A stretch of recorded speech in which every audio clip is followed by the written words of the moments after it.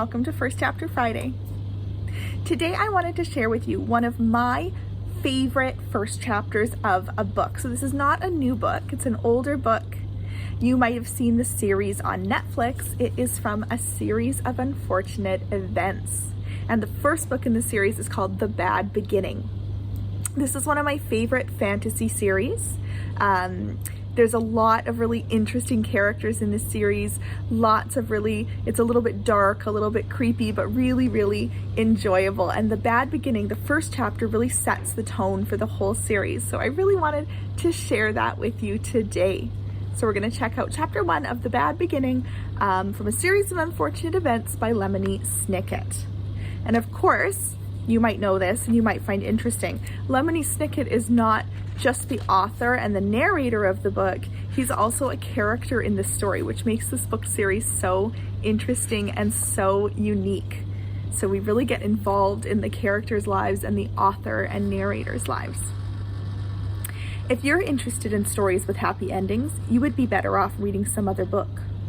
In this book, not only is there no happy ending, there's no happy beginning, and very few happy things in the middle. This is because not very many happy things happened in the lives of the three Baudelaire youngsters. Violet, Klaus, and Sunny Baudelaire were intelligent children, and they were charming and resourceful and had pleasant facial features. But they were extremely unlucky, and most everything that happened to them was rife with misfortune, misery, and despair. I'm sorry to tell you this, but that's how the story goes.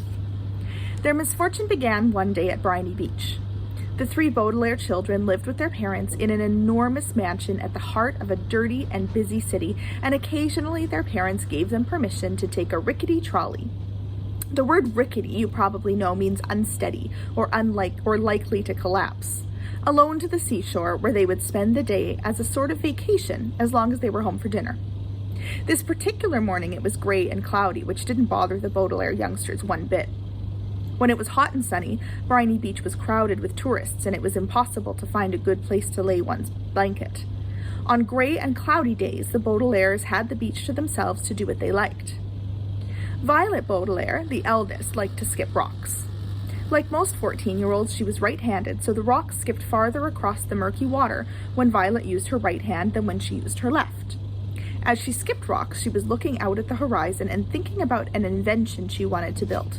Now, anyone who knew Violet could tell she was thinking hard, because her long hair was tied up in a ribbon to keep it out of her eyes. Violet had a real knack for inventing and building strange devices, so her brain was often filled with images of pulleys, levers, and gears, and she never wanted to be distracted by something as trivial as her hair. This morning, she was thinking about how to construct a device that could retrieve a rock after you had skipped it into the ocean. Klaus Baudelaire, the middle child and the only boy, liked to examine creatures in tide pools. Klaus was a little older than 12 and wore glasses, which made him look intelligent. He was intelligent. The Baudelaire parents had an enormous library in their mansion, a room filled with thousands of books on nearly every subject. Being only 12, Klaus, of course, had not read all of the books in the Baudelaire library, but he had read a great many of them and had retained a lot of the information from his readings. He knew how to tell an alligator from a crocodile, he knew who killed Julius Caesar, and he knew much about the tiny, slimy animals found at Briny Beach, which he was examining now. Sunny Baudelaire, the youngest, liked to bite things. She was an infant and very small for her age, scarcely larger than a boot. What she lacked in size, however, she made up for with the size and sharpness of her 4 teeth. Sunny was at an age where one mostly speaks in a series of unintelligible shrieks, except when she used the few actual words in her vocabulary like bottle, mummy, and bite. Most people had trouble understanding what it was that Sunny was saying. For instance, this morning she was saying "gak" over and over, which probably meant, "Look at that mysterious figure emerging from the fog." Sure enough, in the distance along the misty shore of Briny Beach, there could be seen a tall figure striding toward the Baudelaire children. Sunny had already been staring and shrieking at the figure for some time when Klaus looked up from the spiny crab he was examining and saw it too.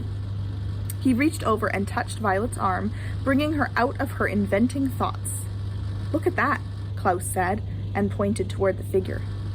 It was drawing closer, and the children could see a few details. It was about the size of an adult, except its head was tall and rather square. "What do you think it is?" Violet asked. I don't know, Klaus said, squinting at it, but it seems to be moving towards us. We're alone at the beach, Violet said, a little nervously. There's nobody else it could be moving toward. She felt the slender, smooth stone in her left hand, which she had been about to try to skip as far as she could. She had a sudden thought to throw it at the figure because it seemed so frightening. It only seems scary, Klaus said, as if he could read his sister's thoughts, because of all the mist. And this was true. As the figure reached them, the children saw with relief that it was not anybody frightening at all, but somebody they knew, Mr. Poe. Mr. Poe was a friend of Mr. and Mrs. Baudelaire's, whom the children had met many times at dinner parties. One of the things Violet, Klaus, and Sunny really liked about their parents was that they didn't send their children away when they had company over, but allowed them to join the adults at the dinner table and participate in the conversation as long as they helped clear the table. The children remembered Mr. Poe because he always had a cold and was constantly excusing himself from the table to have a fit of coughing in the next room. Mr. Poe took off his top hat, which made his head look large and square in the fog, and he stood for a moment coughing loudly into a white handkerchief. Violet and Klaus moved toward to shake his hand and say, "How do you do?" "How do you do?" said Violet. "How do you do?" said Klaus. "Oh do you?" said Sunny. "Fine, thank you," said Mr. Poe, but he looked very sad.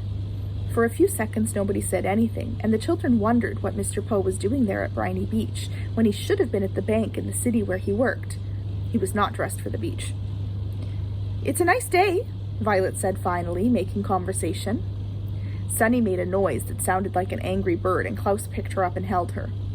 "Yes, it is a nice day," Mr. Poe said absently, staring out at the empty beach.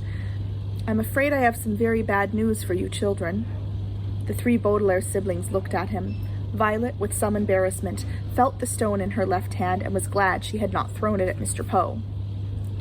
"Your parents," Mr. Poe said, "have perished in a terrible fire." The children didn't say anything. "They perished," Mr. Poe said, "in a fire that destroyed the entire house. I'm very, very sorry to tell you this, my dears." Violet took her eyes off Mr. Poe and stared out at the ocean. Mr. Poe had never called the Baudelaire children "my dears" before. She understood the words he was saying, but thought he must be joking, playing a terrible joke on her and her brother and sister. "Perished," Mr. Poe says, "means killed." "We know what the word perished means," Klaus said crossly. He did know what the word perished meant, but he was still having trouble understanding exactly what it was that Mr. Poe had said. It seemed to him that Mr. Poe must somehow have misspoken. The fire department arrived, of course, Mr. Poe said, but they were too late. The entire house was engulfed in fire. It burned to the ground. Klaus pictured all the books in the library going up in flames. Now he'd never read all of them. Mr. Poe coughed several times into his handkerchief before continuing. "I was sent to retrieve you here and to take you to my home, where you'll stay for some time while we figure things out. I am the executor of your parents' estate. That means I will be handling their enormous fortune and figuring out where you children will go. When Violet comes of age, the fortune will be yours, but the bank will take charge of it until you are old enough." Although he said he was the executor, Violet felt like Mr. Poe was the executioner. He had simply walked down the beach to them and changed their lives forever. "Come with me," Mr. Poe said, and he held out his hand. In order to take it, Violet had to drop the stone she was holding.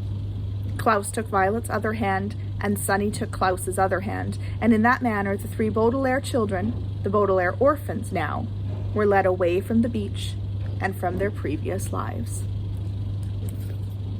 That's a sad start to a book, the bad beginning. It truly is a bad beginning to this story. But I love how it sets us up to understand our characters and get an idea of where this story is going. If you know anything about these books, the best part is that they go to stay with all of these really strange characters. And there's a mystery that spans all 13 of those books. So we have to read all the way to the end of the series to understand what's really happened to the Baudelaire orphans and their parents. kind of like, I would say it's a little bit like Harry Potter, where we have to get all the way to the end of the series to really understand the whole story. A Series of Unfortunate Events is similar to that. So if you love getting into something that'll take you on this big journey, and if you love mysteries and you love a dark story, then A Series of Unfortunate Events would be perfect for you. I hope you enjoyed our First Chapter Friday today, and that you have a great holiday next week. Thanks for joining us today, readers, and we'll see you after the break.